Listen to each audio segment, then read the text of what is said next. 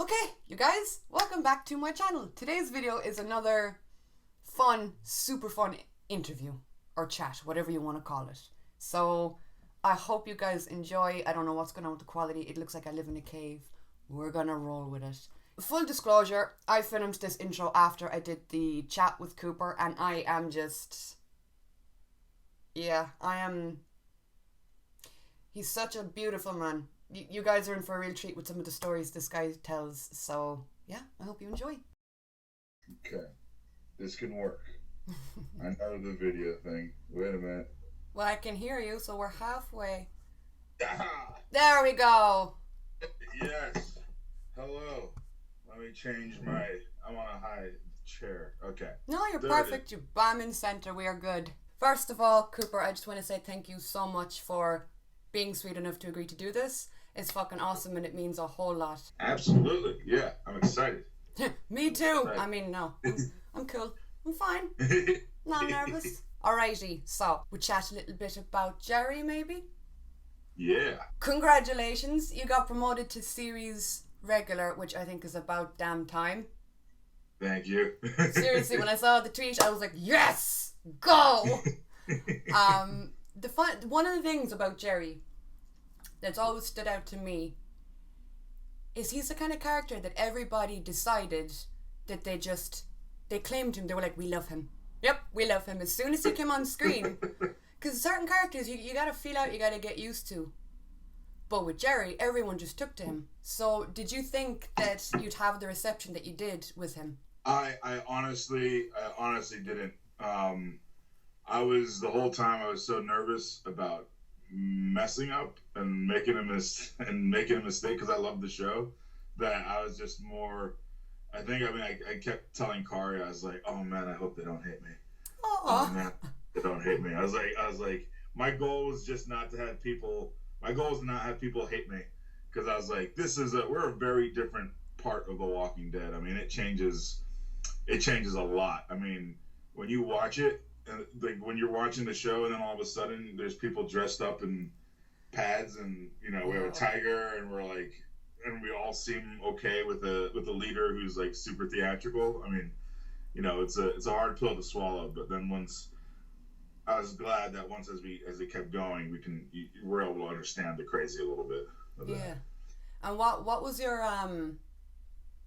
kind of holy shit moment of realization where it hit you that Jerry had become a fan favorite and this was a big deal? Oh man, at some moments, I think there was like when we did the season 8 premiere, and I came out, I think for Talking Dead, and like I came out like with this cake cobbler looking thing. Yeah. And the reaction from that, I was like, oh, I didn't expect that. So that was different. And then at a lot of the fan conventions, just sort of the response of just friendliness that I got from people, and I was like, oh, okay, all right, so I'm on the show, all right, that's cool. So there's a very no, I never like to, I can't, it's hard for me to think of it that way, because I'm always I guess my biggest, as I jump, I always tell people this, I ramble a lot and I go off tangents. That's just what happens. But same. You're fine. Okay. You can ramble as much as you want. I ramble to the point I can't remember what the original thing was, and I'm just like lost. So you're fine. You're in good company here. All right. Well, that sounds very familiar to me. But I already forgot what I was gonna say. But yeah, there's a lot of moments just where there's a lot of like kick myself, pinch myself moments of the show. And I remember season 7 for both me and Kari. I think I remember our holy shit, we're on The Walking Dead moments. For me, it was when I was getting to set and we were shooting season 7, episode 9. Mm-hmm. And that's when Rick and the group, they come to the kingdom to ask for help. And I remember seeing everybody. I was walking to my cast chair, and it's in this room, but I look out the window of the kingdom and I can see like Rick and Daryl and Tara, and just the whole group, like the whole group, Chandler, everyone, Carl, they're all there walking. And I remember thinking I put on an Oculus or something, because I'm like, oh, this is weird. I didn't see where the camera was, but they're all walking they were all walking in character, and I was like, oh, they must be filming, but I don't see a camera anywhere. I'm like looking out the window. I'm like, Oh were my they god. down there? And that was really cool for me. And then Kari's moment, which he might have a different one in his recollection, but I remember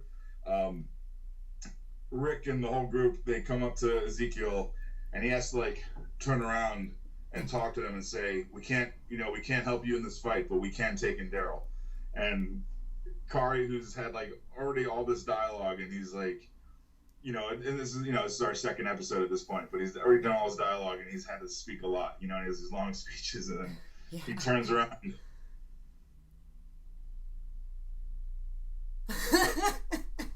And turns around, and then he has to like go back and restart. He completely just my god. Yeah, Rick.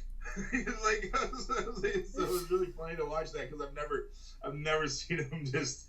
He's not since then, and not before then I've seen him ever freeze up for a second. That he was like speechless. Yeah, he just looked around and he's like, and then he spun back around. He's like, I'm looking at the people of The Walking Dead, and it's 4 years later. It's crazy to think of that. And I think it's so weird, because like as viewers, like we watch you guys every week, but even for ye, like as actors, because you were season 7 late enough coming into the show. I think we forget that for anyone that joins the cast, that you must have those moments too. Those moments of we're in The Walking Dead, Oh yeah. So many of them. It's crazy to hear like that. Stupid things like you said, looking out the window and seeing them come towards you and being like, okay, it's happening.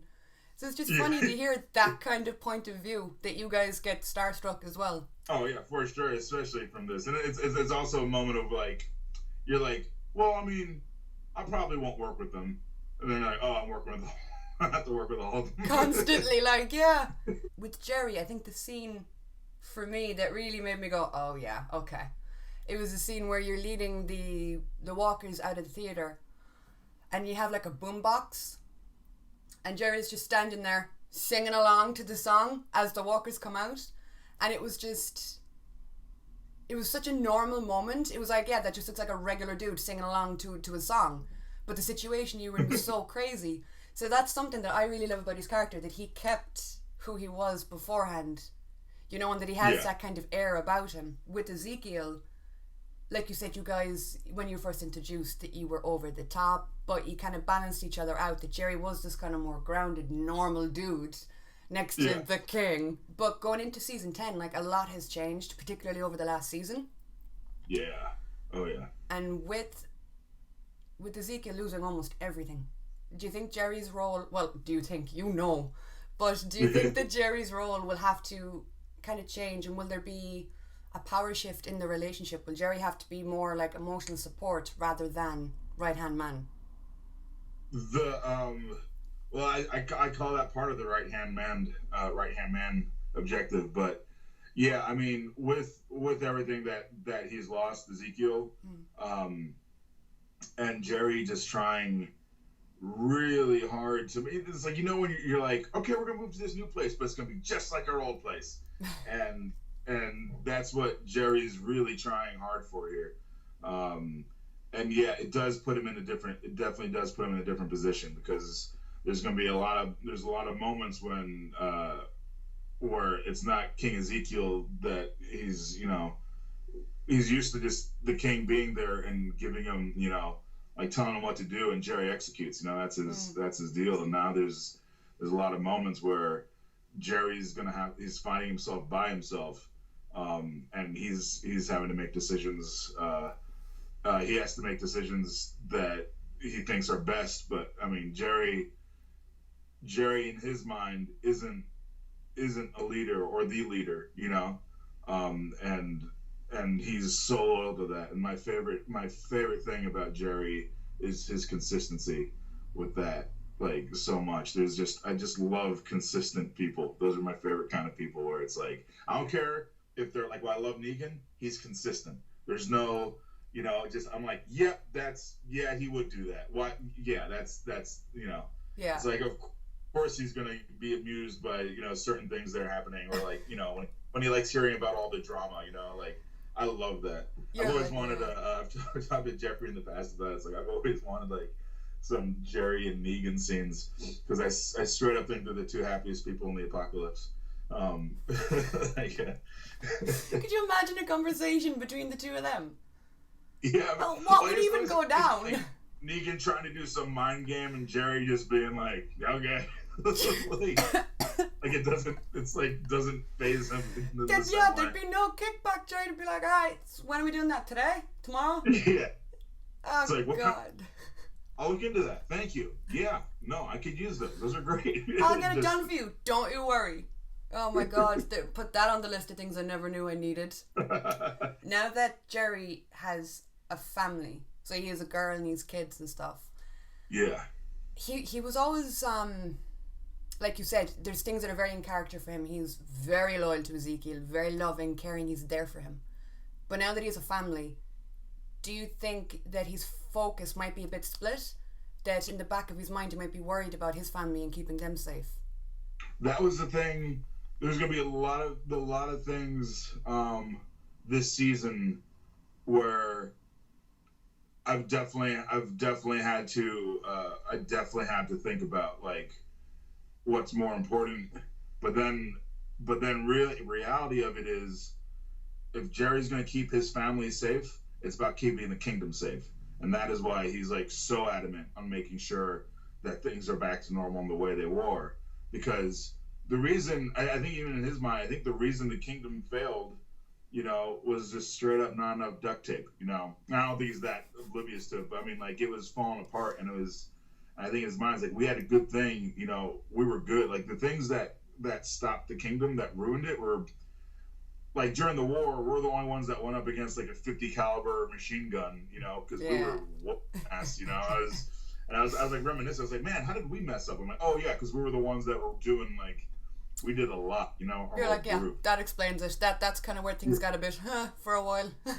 Yeah, I was like, and then since then it's just been a repetition of like just all these little failures that I have like stuff in my eye. All these failures that we had to, that weren't necessarily our fault, but it was because we were trying to do the right thing, and all this stuff happens, and it's so important that the that hilltop stays safe and stays protected because it's his family. And Jerry knows that he can't just take his his wife and 3 kids through the wilderness and protect them. Like, he knows he needs this, so it's all together. Like, all of it goes together for them.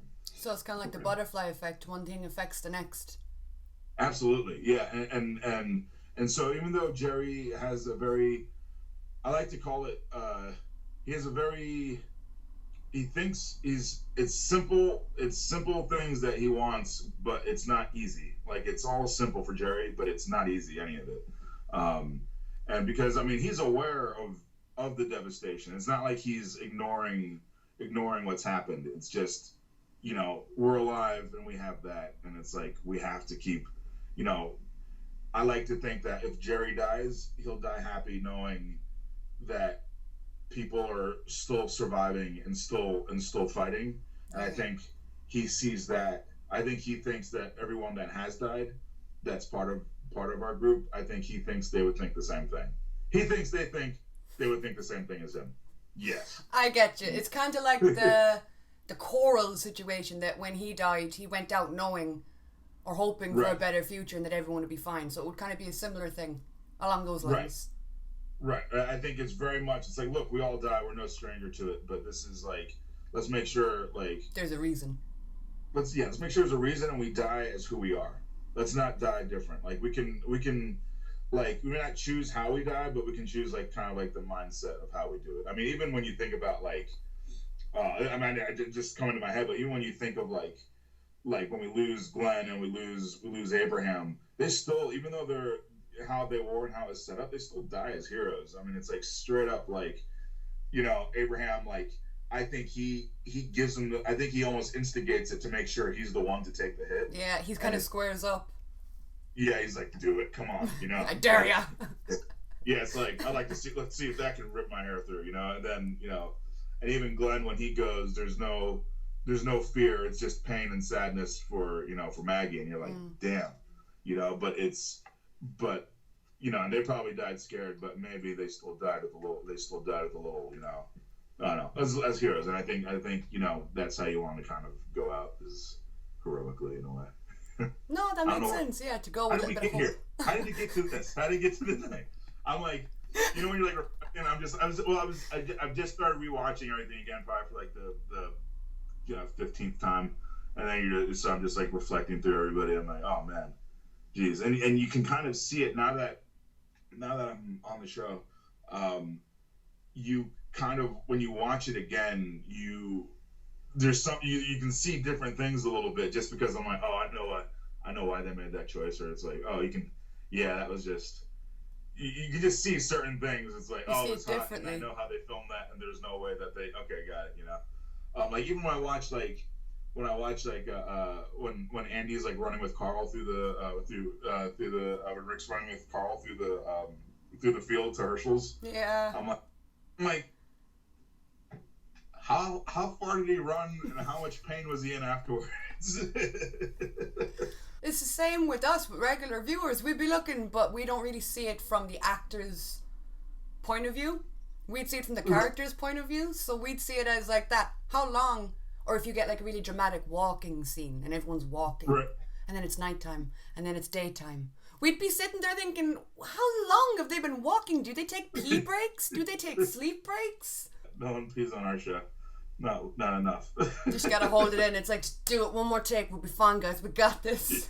You rewatch the show, like you go back and watch previous seasons. Oh yeah. I do that a lot. Yeah. I do that quite a bit. Yeah, it's fun to talk to. I mean, I really do enjoy at conventions talking with people about the show. Yeah. Like in general, because it's like I was like, oh, well, a bunch of people. I didn't realize, because I was like, do people watch this show? and like I had no clue. I was like, oh. There's always people to talk to, and I was like getting in like the moral, like the whole, like, I tell this to everyone. This is my I feel like wins this argument every time, but it's like, well, what if we saw the perspective of Negan? When we started through his thing, I'm like, I've never seen Rick take an iron to anyone's face at any point, or go to a village and massacre them. I thought people were saying, well, what if you saw it through his eyes? And I thought that was a joke, and I realized, oh, people. Serious, yeah. Oh yeah. People meant that. Oh, okay. Well, no. It's not the same. I think our new group with like Magna, Yumiko, Luke, and Kelly. I think that's an example of what if we started with them, because it sounded like things just, they were going the same for all of us, and with them it just happened to like fall. I mean, like Luke's collecting instruments. I mean, which I think is awesome. I love that stuff. Yeah, it's interesting that you bring up the new group and like that, seeing or hearing what they've been through. Like you said, seeing it through fresh eyes. Yeah, because it's like we come in and it's like you can just tell.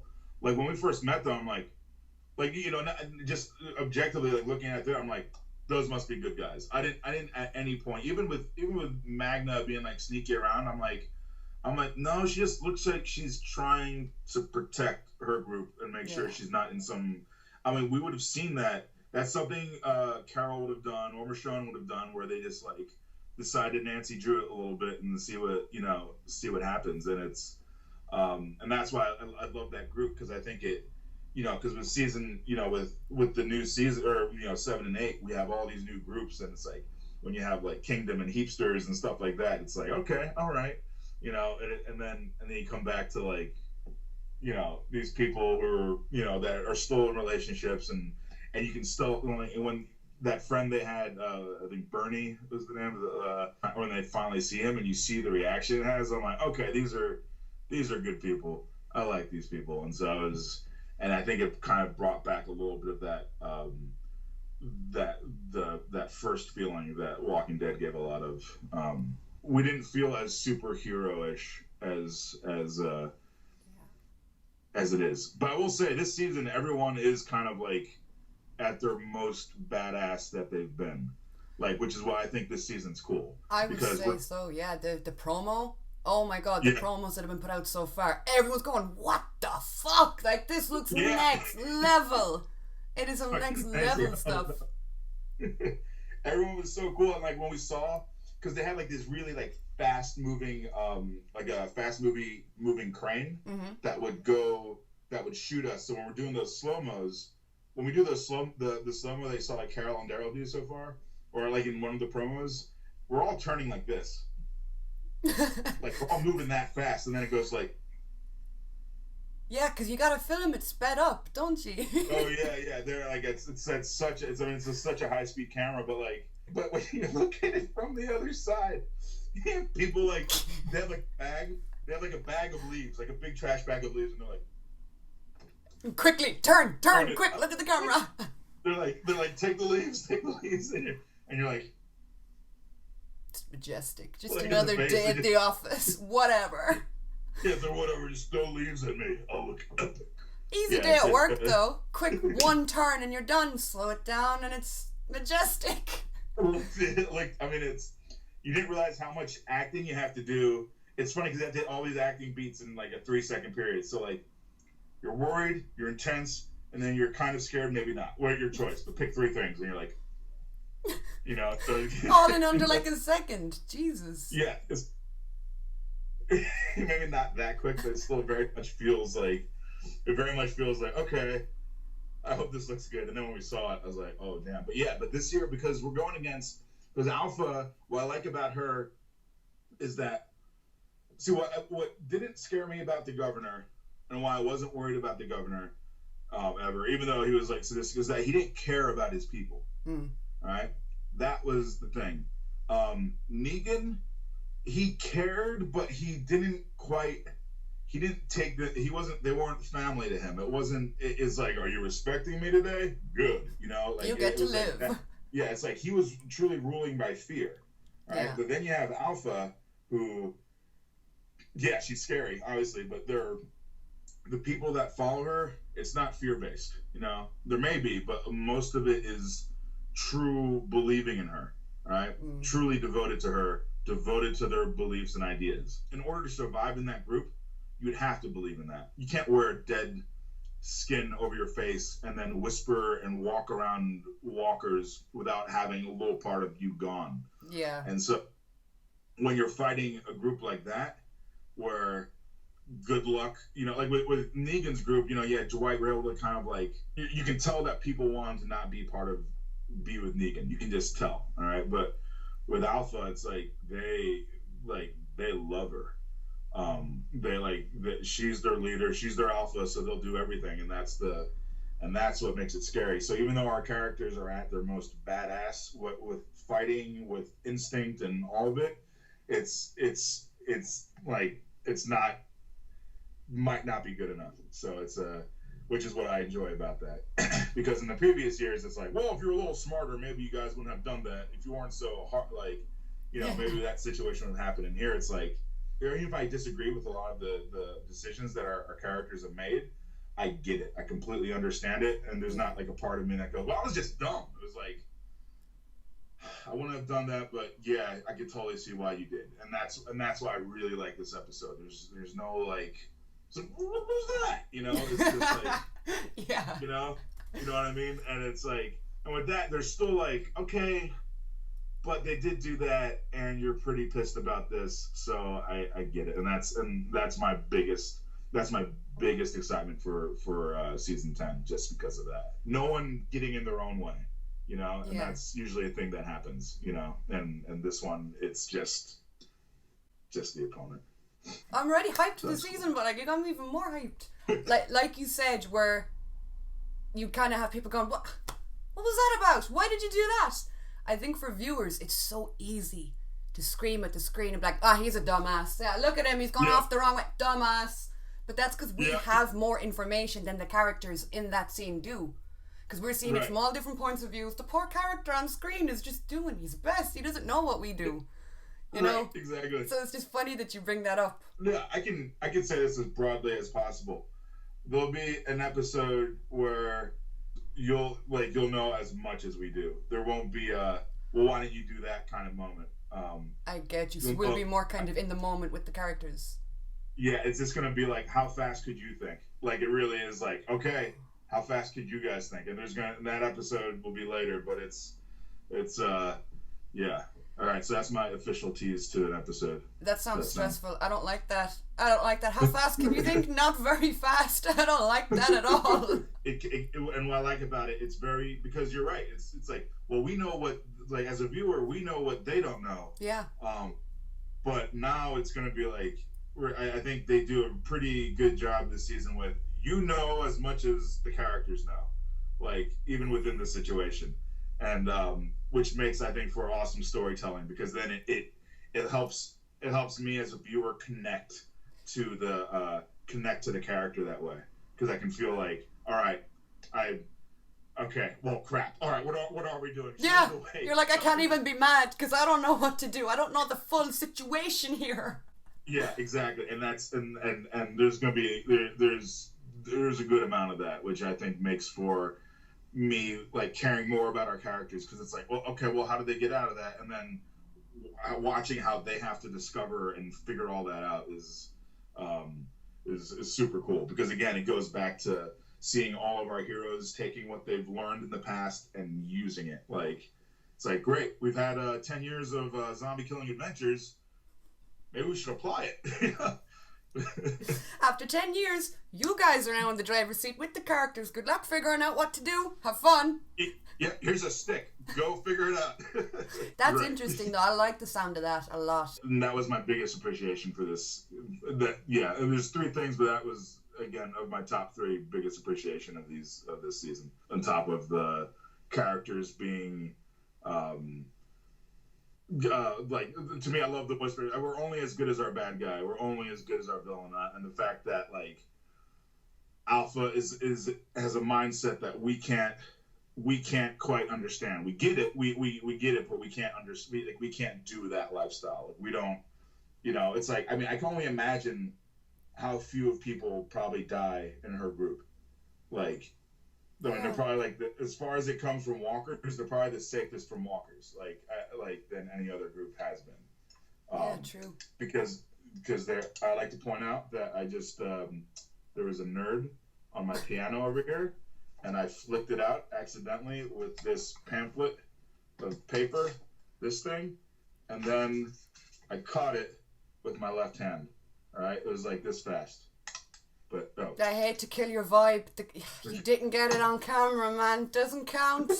Doesn't count. I didn't catch that second one. It didn't count. I thought you were going to say, I'd like to point out I'm eating a nerd. I was like, eat what you want, man. I don't care. No, it was a leftover nerd.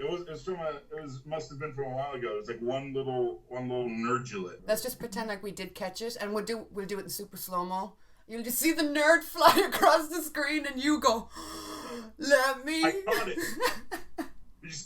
I just caught it. So you've worked a lot behind the camera as well. You did boom operator and a lot of sound kind of work. Yes. And I was watching, I think it was a panel or an interview or something you did, and you talked about how long the shots can be, and that it can go from like 8 minutes to a lot longer. And I was thinking, well, that's not too long. But then you said that your arms are up in the air and you're holding stuff, and I was like, I'd be done after a minute. Oh yeah, I mean there's that's usually not an issue, except I did I finished out my sound days working on another on Tyler Perry shows, which is a lot of fun, and he's a really cool dude. But he'll do some long takes. I've had my arms up straight once for 1 hour 52 minutes. That's not a joke. At the other boom ops, because we do like 3 boom ops. Other boom ops would have to switch, and I would just have to hold it here. I was here for like 1 hour 52 minutes, and then I would like switch hands, go the other way, like a thing you should never have to do as a boom op. Like, these are things you should never have to do. But I loved it. I mean, I love everything film related. I mean, I never thought I would be an actor. It was never really like a goal of mine to be one. I just wanted to like shoot projects with friends and kind of just make the project, make the movie, make the show, whatever. But it was like, okay, well, yeah, they want to be an actor, but I'm not believing them. I guess I'll throw in a little bit here, but it's stuff like that. And then my buddy, he wanted me to be in this play he was doing. And then that kind of got everything like just rolling from there. And did you have a moment where you went, yeah, I want to make that switch from behind to on camera? No, actually, for me, there hasn't been a switch for me. I still want to do the stuff behind the camera, but I think for me, there's 100 different processes. Everyone's different. Our minds all work differently. That's why there's no one technique of acting that's going to help everybody. And with me, um, I just wanted to make projects. I just want to make shows. I want to work with friends and do all that. And I couldn't do that better without kind of understanding the next part of it. So like, if I want to be a better boom op, I want to be better at sound, I want to do better at camera, I gotta kind of have that perspective of as an actor as well, and sort of going through it. Now don't get me wrong, I love acting. I love acting so much. I love it, but I love it more than sound, but I don't love it more than like shooting something with my friends when we're all kind of creative behind it. To me, that's the most fun, and I love watching people who love acting.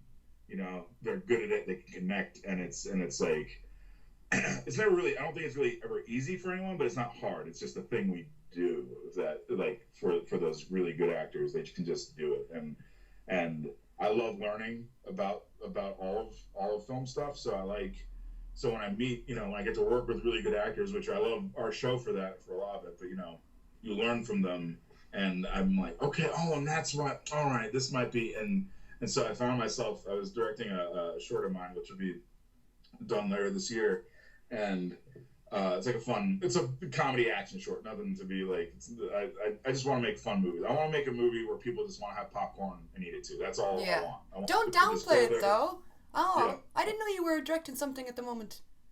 Yeah, well, I directed it a while ago, but then I had a bunch of projects that came up since then that I really didn't have like the focus that I needed to for it. But it was more of a test of camera stuff and fighting things. So it'll be finished though this probably before the end of the year, most likely before the end of the year. It better be done. It's gonna be done before the end of the year. Okay, it's done. Awesome.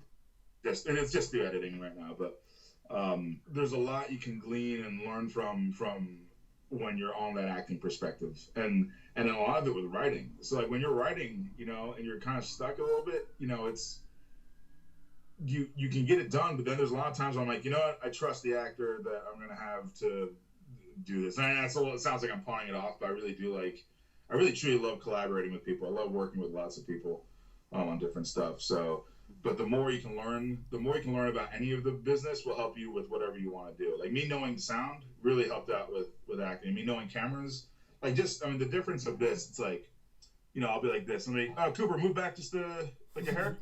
Perfect. And it's just that kind of like, for that kind of look, but you have to know where, that's a horrible angle, but like, but that little bit of difference, is like a step to your right. And most people will go like this.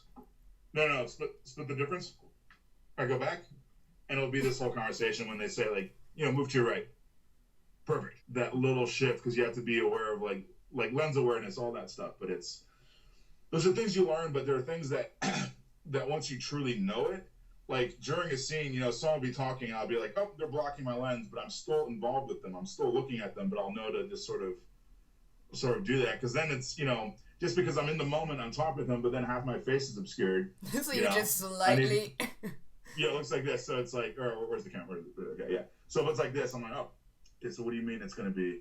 So I have to know that. So like the guy keeps talking in front, I have to know to kind of like pop my head out in some way. And without me thinking, oh, you're blocking my shot.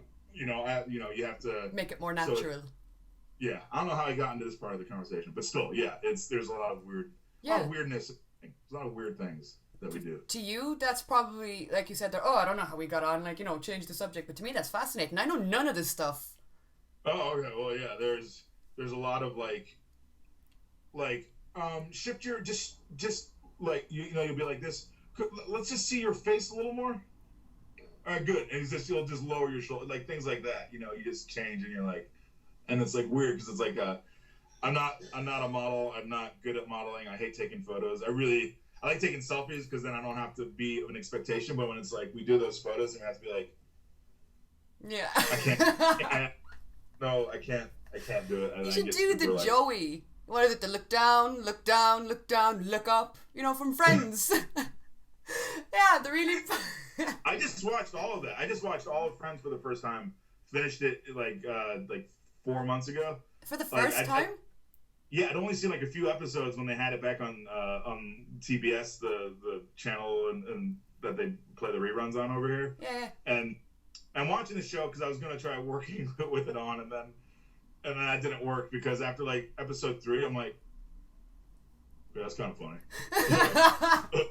And then like by the end of it, like I'm like, oh God, I'm like crying with it. I'm like, what the hell? I can't believe you hadn't seen it yet. I didn't know it was on Netflix. I watched The Office I just watched The Office for the 13th time. The UK or the US office? US Office. Yeah. I watched 9 seasons 13 times through already. So I was like, all right, maybe I should watch another show for a little bit. And now it's Mindhunter. I'm all about that show right now. I haven't seen that yet, but I've heard so much about that. So good. I've heard so much about that. So freaking good. I could talk about all these other shows too, yeah, but like Mindhunter I just enjoyed. I always tell people, it's like, always be wary if you're gonna play like the serial killer, like rapist character. Like, don't just like, you know, if it, like, make sure there's something extra to it. You know, don't make it's like, I'm evil. Like, don't like you're just gonna. It's like, I'm always afraid of like especially when, you know, when you have like a very distinct look. You know, and you're like, oh, that's the guy that did all that horrible shit on that one. Yeah, let's not put him in anything. You're like, oh, damn, you know, and that's not how it works, but it's like, no, I get what you're saying. I don't want to train it, you know. But with this show, I would totally be a serial killer if they ever had it, but it's mostly white males back then. Typical, fucking typical. Just as you said serial killer, it brought that up with me, The Following. Yeah. Oh, no, I haven't seen The Following yet. Oh, that was the Kevin Bacon one? Yeah. I think I watched when season 1 came out, and then I didn't know they made more seasons, and I was like, oh, wait, there's more to it. But yeah, if you like kind of serial killer stuff, yeah, holy shit, you should. If you like, this is completely off topic, but if you're ever looking for something to watch like that, I watched it, like, I finished it, I think, a week ago, and like with friends, I was sitting there at the end of it like, what do I do with my life now? Okay, I will, absolutely will. It is so good. You mentioned that you used to keep Matt Smith's sonic screwdriver on you, and you used to kind of mess with people and tell them that it was like magic, or that you could like take sound from their thing. So as a sound guy, not just having the boom pole, but I have like a utility belt, where I have different tapes, you know, for a microphone to stick through. Whether it's like, and it's all different types of tape. It's not like Scotch tape. It's like, but you know, you have like transport, you have like moleskin, different things because different fabrics, different bodies like can take tape differently. But I also keep, you keep a lot of batteries. I keep a flashlight, and I have it all in my pocket. So like I use like I think I use like a kind of like a bandolier kind of like thing for like bullets. I put my AA batteries in them. So that way, because you go out of batteries fast a lot, and sound probably uses more battery than anyone else. And you try to use rechargeable, but you still have to put them in the slot. So you take them out, you do it really quick. But I also kept another flashlight holder where I put my sonic screwdriver. Yeah. I've always had the sonic screwdriver. It also worked because if you're cabling, like when the boom is attached by cable and not wireless, I would take the extra, the extra length of. I'm trying to see if I have XLR back here. I don't. But I would take the extra sound cable and I would hook it onto the sonic screwdriver, since it was protected between my body and the thing. So even though it's stuck out like this on my body, I just draped it over, sort of like that kind of thing. Oh, so it actually did help. Say again? So it did help, like it was functional. Oh yeah, it had a functional purpose for sure. Oh. And then the second thing was, if I was working, like, sometimes when you're meeting somebody, it's just hard to be like, as the sound guy, hey, I'm just going to adjust your wire real quick, and you're like going up to their chest and you're in their face and you're like, all right. So I bring up this thing, and I go, and I'll be on the radio like, okay, how's that? I'm like, okay, try it one more time. And then I'll be like, all right, let me make an adjustment, all right, and I'll finish it, all right, and it would just mess with kids and certain adults I would do it with. And did they buy it? Like, did they think it was real? Yeah, they thought it was real. Yeah, they thought it was real, for sure. Oh my God. That was me using my acting, I guess, but to like convince them. I was, I'm a sound guy, and this is my most important piece of equipment that I have on here. And I would just, always look like I was reading. I'd be like, yeah, how's that? Okay, we're good. Okay, thank you guys. I'll do it that way. So and you'd have some poor fella in front of you going, so we're good to go, we're good. That's fine. It'll be on the, my sound mix, because I'll be like, I would adjust it first, and then I would finish it off with the scanning, and then I'll be like, check it, and then I'll do it again, and check one more time. Okay, we're good. So even though they got, but like, I pretend to be on the radio for the first one, and then the second one, I'll be like, okay, you got it. And so that's how it typically work. I love doing that stuff though, because I mean, there's so many people on set where it's like, yeah, it's your job. Yeah, it's a job. I need to take this seriously. It's a job. Well, if you want to take it seriously, get a job that isn't in this business then, because to me, we gotta be serious. But the moment you forget that you're making pretend, I don't care how much money's involved. I don't care if it's, you're spending like $2 million a day, right? It's still a job where it's supposed to be fun. And to me, the spirit is more powerful than the financial aspects of how to make a movie.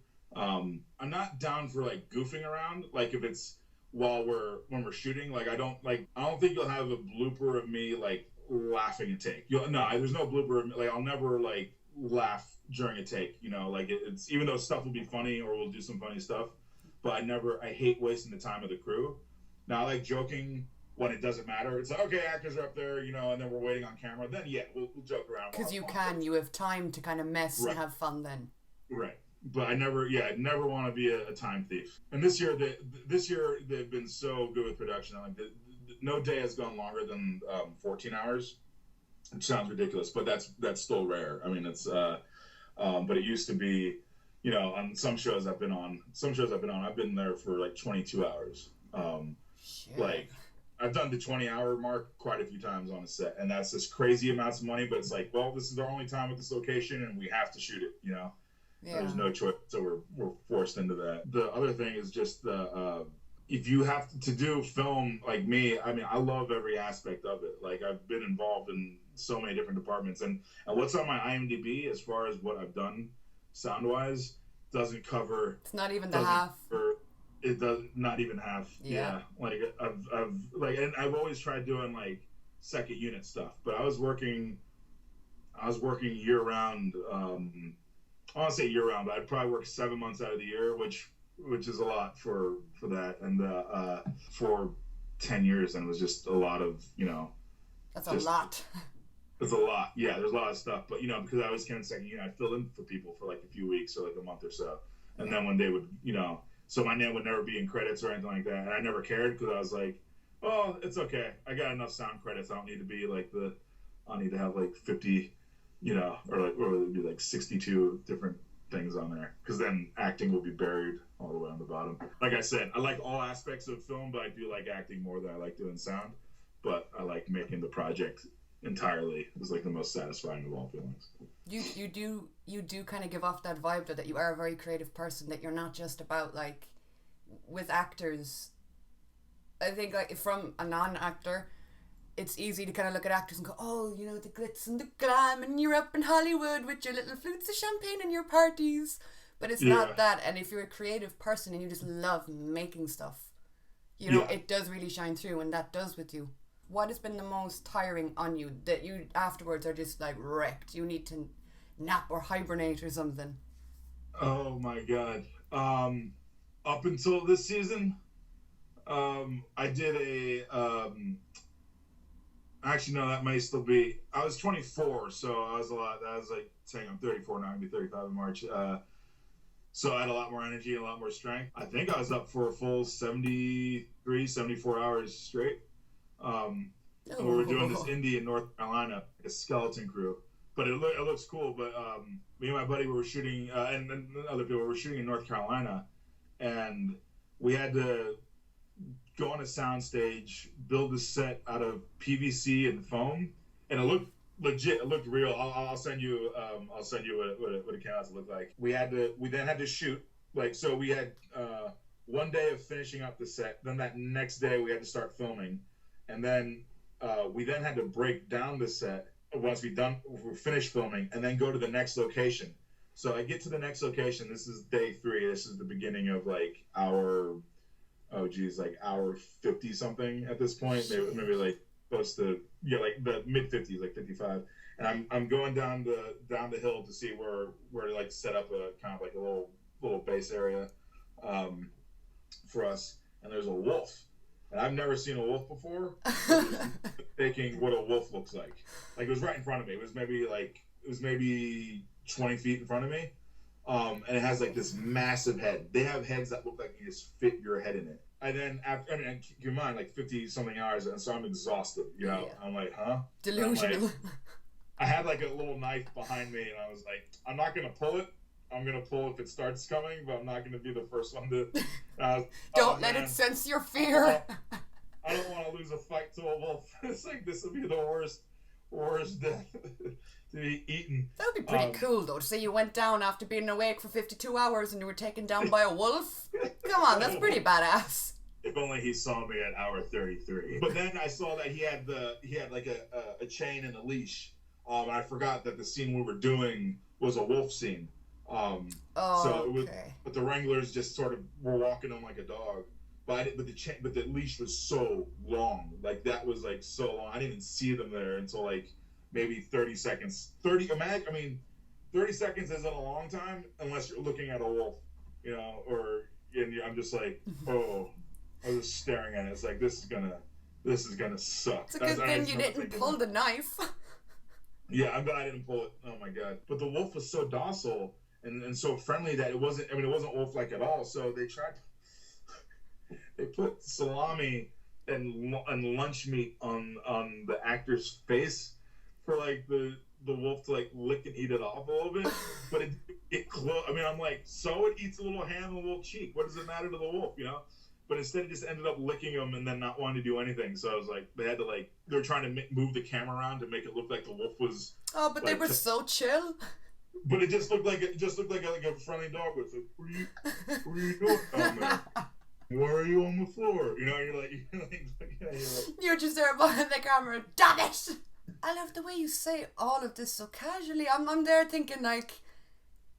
You're like, oh, I get off topic. When I get off topic, I talk about like trees and cars and shit. You're there, and there was this wolf in the forest, right? Casual as anything. It was pretty weird. And then they had a second wolf, thinking it would be more aggressive and just as friendly. Goddamn friendly wolves ruining the scene. I mean, because here's the thing: that my buddy Adam Boyer, he was the one with the wolf. He actually plays.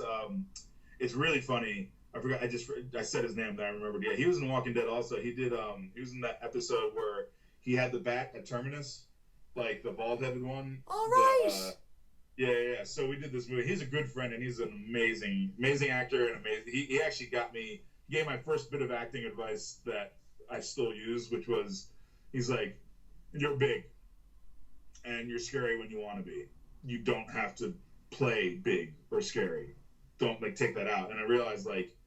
Because you read these breakdowns, like the character's tough and he's scary. And I'm like, well, I mean, just my size alone, I can just do whatever and I'll still look like I can do something. So I was like, I don't need to act bigger than I am. I don't need to be like, hey. He was the one that they were putting salami on, like, and ham on his face. I don't know if it was ham, but like lunch meat on his face for the wolves to try and get the wolf to do it. Nothing. He was cracking up the whole time. But if there's a guy who I think could beat a wolf in a fight, it would be Adam Boyer. I'd say that for sure. Well, I mean, if he lay down with salami all over his face and allowed wolves up and at him, that man fears no God. He fears nothing. It worked out fine. No one was hurt. It was just a very, I felt like, man, they just neutered those wolves. Those things should be, like, calling the shots. And they were chill as all hell. Sure, look, it could have ended a lot worse and it didn't, so. Yeah, exactly. There's that. We walked away with that, and then, but by the time we got home, when we drove home that day, we were at like hours 70, 73, 74. I don't think we made it past 76, but it was around there. And this was in Bat Cave, North Carolina, and it's what it's called is Bat Cave, North Carolina. And it's just these winding roads, and we're like on the truck. And I just remember some points my buddy was like, little moments of dozing. Oh, and I'm like, and then you turn. And I'm thinking, we're in a truck, we'll live. You know, it's like, whatever, we'll fall off a cliff, we're in a truck, it'll be fine. What's the worst that can happen? We'll just do a little roly-poly, we'll be fine. Yeah, we'll walk it off. Yeah, it'll be good. But yeah, I mean, that to me, that's the fun stuff. Well, not the driving. But that part The sucks. wolves and back roads. That's the fun stuff, is it? That what you live for? When you're awake, the fun stuff. I mean, the things where you're like, oh, that's a cool spot, because like a lot of the locations scouting was done like a few months beforehand, and so it looks, the seasons go change pretty quickly over there. So it looked different, and so you're like, you then have to like improvise and figure out different shots and all that, and it makes it so much fun to do, because then being able to like just sort of constantly actively think and try and change it up, that to me, that's what makes a fun movie making process, because the plan never really works, Especially when you're on location, you can never really predict. Yeah, there's always a plan, and and it's always like, oh, we got close to the plan, but sometimes better things come out of it because of that, and sometimes much worse things come out. But if you like that kind of excitement, you should shoot somewhere in rural Ireland, I'd say. I'm not joking. Dude, we had a heat wave. It was 25 degrees Celsius for us, and in the middle of that, we had a rainstorm, and it was like, battle down the hatches. This storm is going to rip your house off in the middle of a heat wave. Yeah. It was. So if you like that kind of unpredictable weather, not even joking, get all your equipment and try and film something here. It is the most challenging thing. I did a movie with Lauren Canny and Nora Jane Noon. Pollyanna directed this movie called Darling. Yeah. But they're both from Ireland. After like listening to them for like a straight month just talk, I'm like, I need to visit. I'm gonna have to get over there soon, because they're always talking about it. They're like, oh yeah, we go home and we're gonna do it. I'm not gonna. It used to be a thing where American people would try doing an Irish accent, and then you meet people from Ireland, you're like, no, you don't want to hear it. Yeah. And then if you meet someone from Ireland, the first thing to say to you is, do the accent. Try the Irish accent. And it's like, I don't wanna, I'm fine. It felt so bad. I was like, that doesn't sound anything like theirs. There's like, it just sounded like an Irish accent, and everyone else sounds like an Irish character. Like we all sound like Lucky Charm boxes, so I don't want to. Don't worry, we've gotten used to like movies, shows. We watch an Irish person on screen, and we're there going, Irish, are they? We're so used to it. I've talked to a few of the cast members, and they've said that like that with trips and holidays, they like getting away.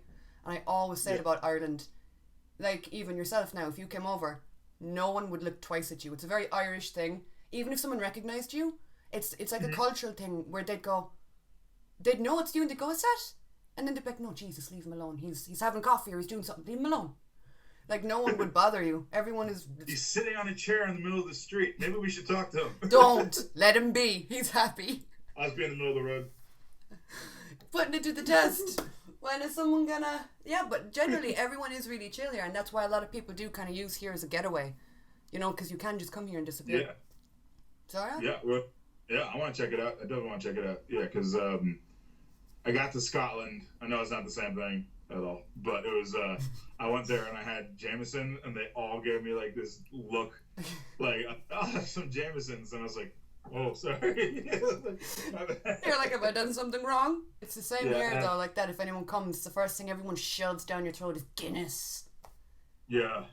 I don't know why. It's not even that nice. I feel like it would be I feel like Guinness tastes like it comes from an animal of some kind. It's like their milk. Just... It's really thick. Leaking Guinness. I've never had to worry about... I never really think about makeup, and then you're like, oh, but there's gonna be like 1,000 photos of you. Crap. So I made my compromise, which is where if I have like a breakout or anything, that's when I usually wear my hat. Strategic. Strategic. I like it. But it's funny thinking about things like that, because like you do conventions a lot, and you're in the public eye. I imagine that gets stressful though. It is fun. And it's amazing getting to meet people, but like, of course. You get stressed because you have to be. I mean, I think I do pretty okay in there, but like sometimes it does get there, because sometimes I feel like people are interested in like just talking with us and like really like and I'm all about that. I have a lot of issues with, like, I love conventions, but I have a lot of issues with some of them. If that hasn't been clear enough, and I felt that mostly at those Walker Stalkers in the past while. And Yeah. I got all the frustration. I don't know, like, a lot of people didn't make it and they paid a lot of money. A lot of those people haven't gotten their money back. But it's like a very, Oh yeah. yeah, it's sickening I hate seeing that because he uses our name, kind of, it's like, oh, it's Walking Dead and they just stole all your money, and it's like, no, we didn't. There's like a lot of people that are still owed money and stuff, but I don't think they blame the cast. I think people see what happened, and I think people now are directing their anger and rage in the right way, I think, or towards the right people. I hope so. I don't mind. I don't care about any of the Walker Stalker stuff being mentioned. I'm once Atlanta happens, that's when I'm going to kind of open my mouth up a little more. I'm not doing Atlanta, but I know a lot of friends are, and because a lot of them got screwed out of money, like fans who got screwed out of money, like in horrible ways. It's like, I mean, I'll get messages of like a woman who says like, oh, my son who just started college, he saved all of his summer earnings to pay for this thing, and they didn't show up and they canceled it. I'm like, damn. I was like, it was just like, he spent like $1,200. I'm like, you spent $1,200? And they're like, yeah, he spent $1,200 and they're not giving it back to him. That's where it hurt, because like I was owed, or I still am owed. It was from photo ops, all the money that people had paid photo ops wise. This isn't money that, like, this isn't contract stuff. This was straight up money that we actually made. And then I was thinking, all right, well, I guess he used it to pay. He paid those customers back with it. It was literally what I thought at first. And I'm like, oh, wait, no. Now we're seeing complaints from other people. And then the Nashville thing happened, and I was like, yeah, okay. I don't know how it's good. People will be recouped. I don't know how fans from years past will get recouped. So it's a super frustrating thing, and it's something I'm going to be probably a lot more vocal about. I've gone only to London, but I've gone every year since the first year. And like the first couple of years were amazing. And then this year it was just a lot of shit even went down with me that wasn't handled right, say. Like over here, I think you're doing, is it German con or German convention or something? Yeah, I'm going to Dortmund. I'm going to Dortmund on December 8th and 9th, 7th and 8th, whatever that Saturday Sunday is. So I think for us, like, we don't have, like, we've London Film at Comic-Con, but we don't have a lot of conventions, and the fact that we had something like this and then it was just ran into the ground. My thing is, I think once, I haven't really talked to many of us about this, but the thing is, there'll be more Walking Dead themed conventions that I'm not a part of, but I'll kind of a part of. Like, it'll be the money has always been nice at these things, but I've never cared about that. Like, it's the reason, like, I made plenty as a sound guy, I make plenty as an actor. It's straight up just, I want to make sure there's a fun thing where I feel trusted. I just thought they were run poorly. I want to have conversations with people. I want to genuinely talk to people and learn, and it's like, and things like names go in and out for me. That's just how it is. But the stories remain, and having these talks with people, this is the thing I cherish the most out of all of this. I love talking. I can talk a long time. And Kari and I, we took a lot of photos. We made a point this year to like start taking more photos together, because I'm like, dude, we don't have like any, like, we have like so few photos of like from how much we actually like hang, but we're just not used to, like, hey, come here, let's take a photo. We're just like, you just chill like, together. We're like so many of us. Like, there's so many of us that just constantly hang, and we never go, oh, hey, buddy, real quick. Like, okay, how's everything going at home? That's never the conversation, and I want people, like, when we do those, I want people to, like, like, 'cause like I said, I love talking to people. I want to get to know people, and it just helps in so many ways, and I love being on the show. I love all the people on the show. I love everything the show does. Everyone that goes up to me and says, oh, I'm the biggest fan of The Walking Dead. Like, oh, I'm such a big fan. I'm the biggest fan of The Walking Dead. Like, you hear it all the time. Yeah. And every time I was like, you're not. And then they're like, huh? It's like, I am. And they go, what do you mean? It's like, well, I loved it so much, I found a way to get on the show. Boom. And I do that every time. That's not fair. You'd win every time. It's like, I was such a fan of the show that I decided to learn enough of acting to make myself get on there. I gotta say that is absolutely admirable. Fucking goals. But I mean, it was never. But in all honesty, I was such a fan of the show that I never, even though I was acting, I never thought of being on the show. That was never a thought in my head. It was just like, it's like I love The Walking Dead. I think it's like the best freaking show ever, and that's cool. And then like they want you to read for The Walking Dead. I'm like, what? For The Walking? I was like, can we read for that? The real Walking Dead? Is this a joke? You fucking with me, or is this real? Are you allowed to audition for that? I was like, I didn't think that was I auditioned. I think I auditioned twice, and it's from those auditions that got me this one. It was just Scott being like, "I love your slate," and I was like, "Dope." That was so. I didn't even. It was so. That's my Walking Dead, like how I got on it story. Being honest, I didn't know that you were that big of a fan of the show. I thought it was like, you know, 'cause everyone was like, I love the show. Of course, you're on it. Like, you got to say that. But I didn't know that you were that big of a fan and that you managed to get on it, like, from there. Like, I mean, you know, I always make that joke, but it was like, but you know, I was a fan from when season 1 came on Netflix. That's when I watched it. And Melissa McBride, she used to be a casting director. Yeah. And I used to read for her like a lot. Like for commercials and stuff. I'd go in and read for her, and one year she just her hair was really short and she had to wear a headscarf, and I was like, I was like, oh no, is she like doing chemo? I thought like she was like sick, Yeah. and you know, a few months later she was gone, and when I asked about her, it was like, where's Melissa? And they're like, oh. And I was like, oh, okay, I shouldn't ask. I was like, is it really bad? I was thinking like it was really bad. Yeah. And then I got to season 1 of Netflix of Walking Dead, and I saw her like come in. I was like, oh my God, she's alive. I was like, yeah. I legit thought she was dead. I told her this when I got on the show.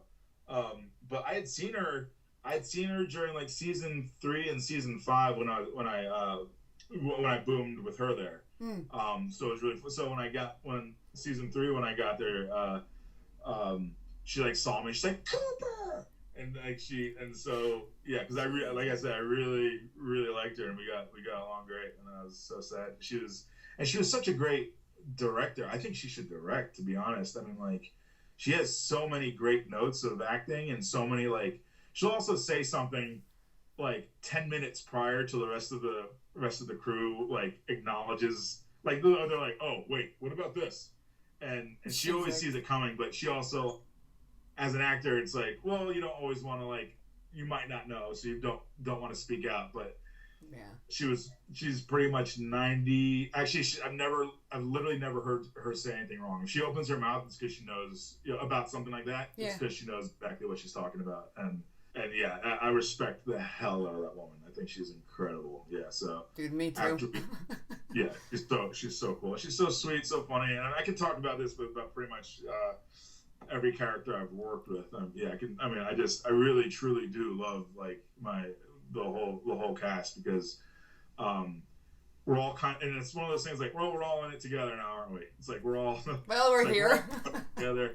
We're all getting cut up and bruised together. This is just what it is, you know. And I don't know, we're all in that club, you know. We're all in that. Oh yeah. How do you like wearing those boots? Yeah, me neither. Yeah, like a big family. I mean, I imagine the long days and being together all the time is what kind of forms that anyway. It does, and it doesn't. But the other thing is, that's why I got so mad about these conventions, because a lot of these conventions are also when we meet up. Because it's like, yeah, we do it during the table and all that. That's work. But then at the end of the day, you don't get to hang out. Yeah, we all go out, get food, we hang out in each other's rooms, we'll take walks around places we've never been to before, you know, like me, Ross, Seth, Stephen Ogg, and myself, we all went to this place called Meow Wolf, which is in Santa Fe, New Mexico, and it's this house that you go into. It's like a playhouse, though. Oh, sorry, let me phrase that. It is a playhouse, but different. Like, when you go into the house, it looks... Did you watch Scream 3? Yeah. Like, yeah. You know, Sydney's house, but it's all on the set. Yeah. You see, when she first sees it, it's sort of like that.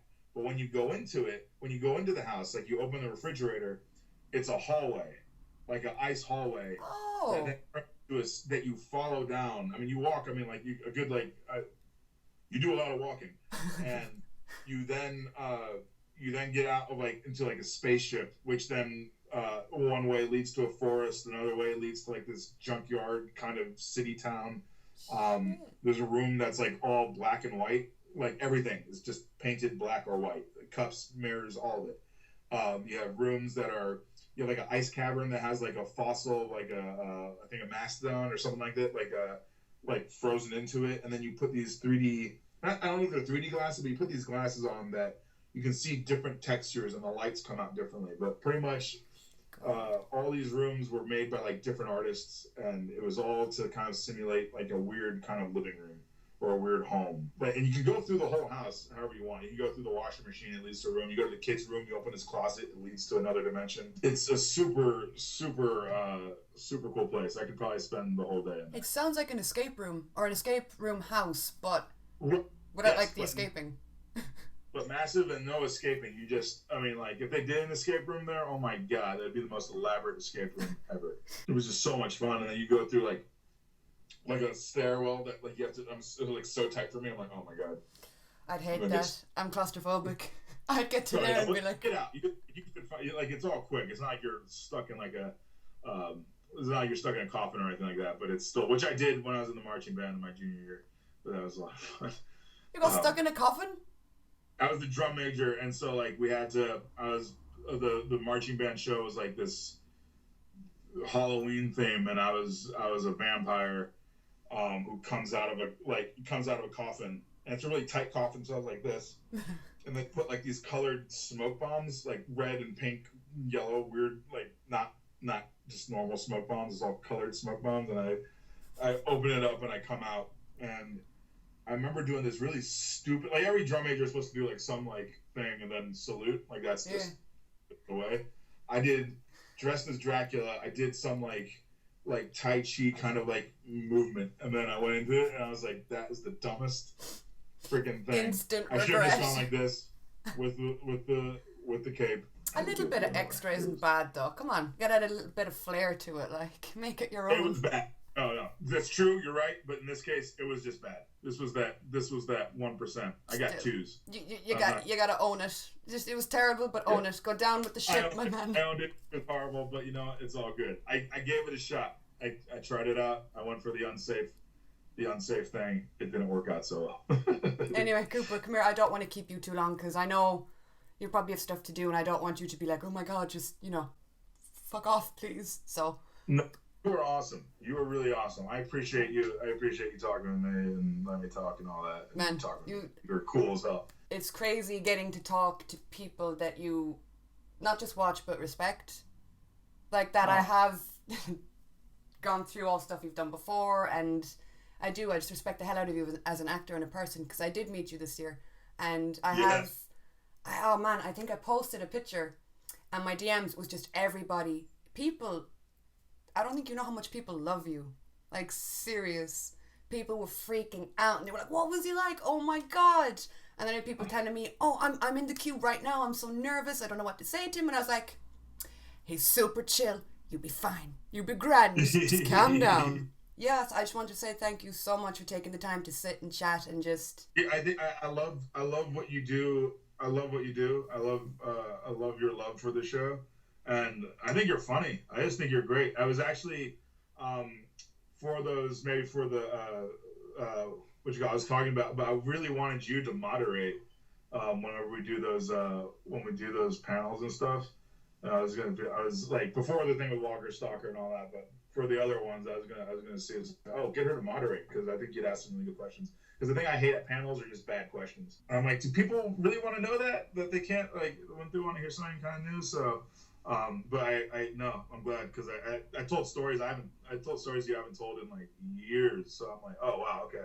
So we got there. So. But I love that. Yeah. Thank you so much for sharing your stories with me because like I'm quite shy and kind of introverted, but I love hearing people's stories, particularly like that people that I find interesting or inspiring. So just man, thank you so much for sharing your stories and sitting with me. Well, next time we'll talk more about you. This will be great. No, we're good, thanks. We're fine. I'll just get you talking and let you off. I'll be like, hey, Cooper, remember the coffin? Off you go. But I appreciate you so much. Dude, I love the bones of you. Thank you so much. Thank you very much. You take care. Have a lovely day. You too. Bye. So that was the Cooper interview. Guys, I have not talked that much in a long time. First of all, look at how pink I look on this screen. I don't know what is going on. Of course, before I do an interview, my camera decides to do this fuckery. Let's try and fix it a bit. Watch now. Watch it get so much brighter and I will actually have a fucking hissy fit. And there we go. You can see me again. I don't know what the deal with that was. But yeah, you guys, that was my interview with Cooper. He's such a lovely, lovely man. So you guys, that is it for this video. I hope you enjoyed. Cooper is... yeah. Wow. That is it, you guys. I will leave the link to my Patreon and all that down below, where I do YouTube reactions. I can't even think. Walking Dead reactions, this, that, and the other. So check that out if you're interested. Yeah.